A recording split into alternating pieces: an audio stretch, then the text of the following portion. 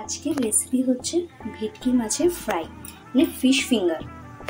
তো তার জন্য কি কি উপকরণ লাগছে আমরা দেখে নিই। আমি ভেটকি মাছটাকে একদম কাটিয়ে নিয়ে এসেছি সরু সরু করে। তার সাথে লাগবে হচ্ছে তোমার অল্প রসুন, অল্প আদা, সাথে হাফ পেঁয়াজ, কিছু কাঁচা লঙ্কা, ধনেপাতা, পার্সলে এটা, আর এটা হচ্ছে পুদিনা। আর পার্সলেটা আমার কাছে ছিল তাই আমি দিচ্ছি, যদি তোমাদের কাছে না থাকে তাহলে স্কিপ করতে পারো। সাথে হাফ লেবু, ডিম, নুন, গোলমরিচ, আর এটা হচ্ছে ব্রেড ক্রাম্বস, আর সাথে লাগবে একটু ময়দা। তো এই আজকে উপকরণ দিয়ে বানিয়ে ফেলবো ফিশ ফিঙ্গার। সো চলো এগুলো সব মিক্সিতে পেস্ট করে নেবো। আদা, রসুন, লঙ্কা, পেঁয়াজ, সাথে আছে ধনেপাতা, পার্সলে আর পুদিনা পাতা, সব নিয়ে একসাথে গ্রাইন্ডারে পেস্ট করে নেবো।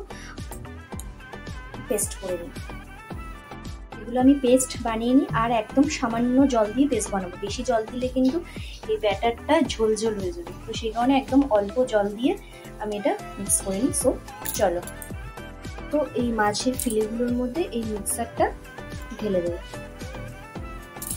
অল্প করে জল দিয়ে বাটলে তাহলে ঠিক ব্যাপারটা থেকেই যায়, আর বেশি জল দিয়ে দিলে ব্যাটারটা পাতলা হয়ে যায়। পরিমাণ মতো নুন, আর একদম অল্প করে গোলমরিচের গুঁড়ো, আর একটা হাফ লেবু রস।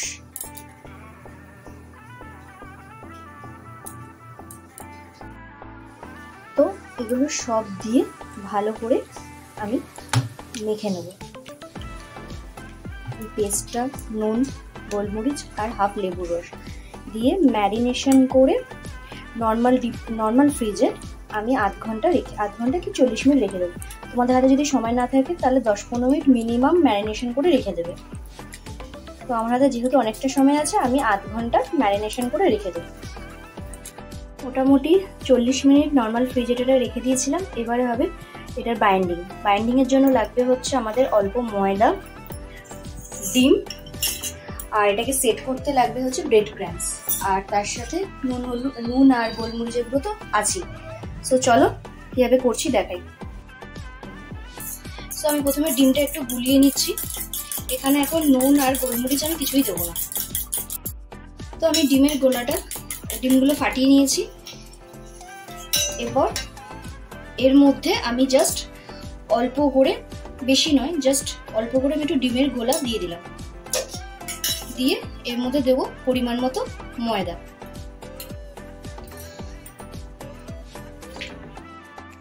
তো ময়দাটাকে দিয়ে মানে অল্প অল্প করে ময়দাটা দেবো, আর দেখবো যে বাইন্ডিংটা ঠিক হয়েছে না, মানে একটু শক্ত, মানে একটু টাইট হবে।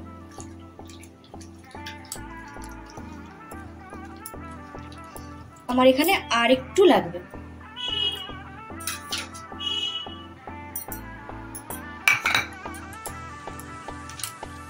তো মোটামুটি আমার এটা ময়দা দিয়ে ডিম দিয়ে রেডি হয়ে গেছে। এবার আমি এটাকে বানাবো, মানে সেট করবো আর কি। তো চলো, তো আমি যখন ডিমটা ফাটিয়েছিলাম এর মধ্যে কিন্তু আমি নুন গোলমরিচ কিছুই দিইনি। এখন পরিমাণ মতো নুন আর গোলমরিচ এই দুটো দিয়ে দেবো। এটাতেও দিয়ে দেবো আর এটাতেও দিয়ে দেবো। তোমরা ব্রেড ক্রাম্বস থাকলে ব্রেড ক্রাম্বস ইউজ করতে পারো। আমার কাছে এটা হোয়াইট ব্রেড ক্রাম্বস ছিল, আমি এটা ইউজ করছি। সো এখানের মধ্যে অল্প করে দু জায়গাতে অল্প অল্প নুন আর অল্প অল্প গোলমরিচ দিয়ে দেবো।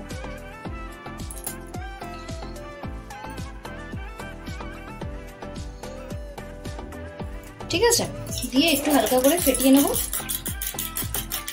ডিমটাকে, সাথে এই ব্রেড ক্রাম্বসটাকেও একটু নুন আর গোলমরিচের গুঁড়ো দিয়ে মিশিয়ে নেব। তো এবার সেট করব। তো তার জন্য প্রথমে এখান থেকে একটা ফিঙ্গার তুলে নিলাম। নিয়ে মানে এই কাজগুলোর জন্য না, বাড়িতে যে ছোট ছোট বাচ্চারা থাকে তাদেরকে বা হাজবেন্ডদের কাজে লেগে দেবে। তো আমার ঘরে কোনোটাই আপাতত এখন নেই, হাজবেন্ডও গেছে কাজে, বাচ্চা কাচ্চা নেই। তো যাই হোক, দু হাতে করলে না খুব অসুবিধা হয়ে যায়।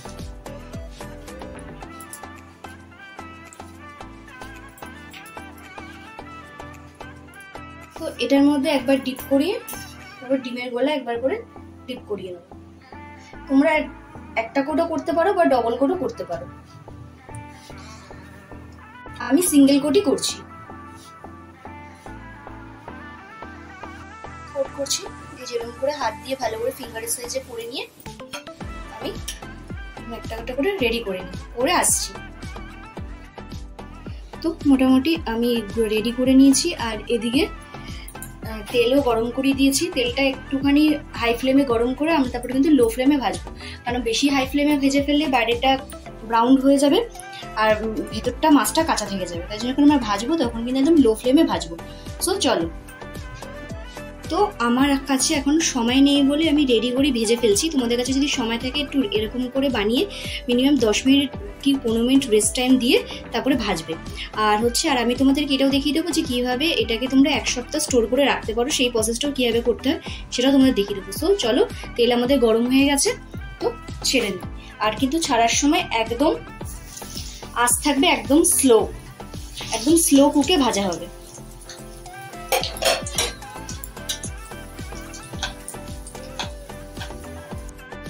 তো দেখতে পাচ্ছ পুরো একদম লাল লাল করে ভেজে ফেলেছি। এবার একদম সিমে করে ভাজবে, প্রায় একটা ধরো দুটো করে মাছ 7-8 মিনিট লাগবে ভাজতে। তো আমার ভাজা হয়ে গেছে, তুলে নিচ্ছি।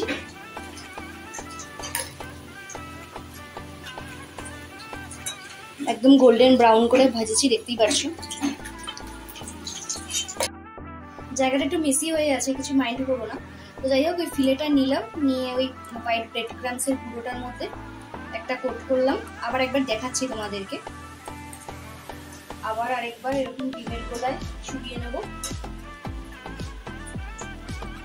নিয়ে আবার এই ব্রেড ক্রামসটার মধ্যে ভালো করে কোট করে নেব। নিয়ে দুটো হাত দিয়েও আঙুলের মতো নিতে পারো, কিংবা একটা হাতেও দিয়ে সুন্দর করে এরকম, যাতে ফাটা না থাকে।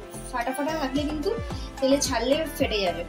তো এমন করে করবে যাতে ফাটা ব্যাপারটা না থাকে। এই যে এইভাবে একদম যেন কোথাও ফাটা না থাকে, এইভাবে সেট করে দেবে। নিয়ে এমন করে রেডি করছি। তো এখানে আমার সব ফিশ ফিঙ্গার গুলো রেডি হয়ে গেছে রাউন্ড ব্রেডের কোট করে। এবার তোমাদেরকে আমি দেখাবো যে এগুলো একবারে তো খাওয়া সম্ভব নয়, বাড়িতে লোক সংখ্যা কম থাকে, তাহলে এগুলো 1 সপ্তাহ কীভাবে তোমরা সংরক্ষণ করতে পারো সেটাই তোমাদেরকে দেখাচ্ছি। তো তার জন্য মেন সেটা হচ্ছে লাগবে একটা টিস্যু পেপার, এয়ারটাইট কন্টেনার। বাড়িতে অনেক রকম আমাদের এরকম এয়ারটাইট কন্টেনার থাকে, তো আমি এটার মধ্যে সংরক্ষণ করবো। কীভাবে করবো তোমাদেরকে দেখাই। তো প্রথমে এরকম একটা কন্টেনার নিয়ে নেবে, বাড়িতে এরকম আমাদের অনেক থাকে, আমার এরকম একটা ছিল তো নিলাম।